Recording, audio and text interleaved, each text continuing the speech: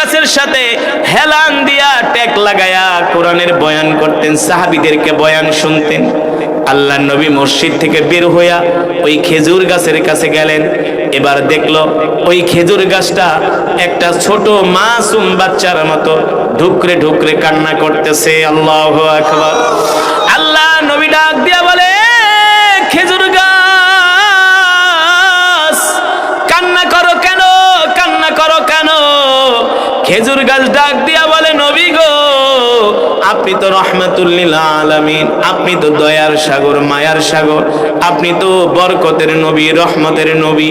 এতদিন পর্যন্ত আপনি আমার সাথে হেলান দিয়া ট্যাগ লাগায়া আপনি কোরআনের বয়ান করছেন। আপনার পবিত্র শরীর মোবারক আমার খেজুর গাছের সাথে লেগেছে, আমি ধন্য হয়ে গেছি।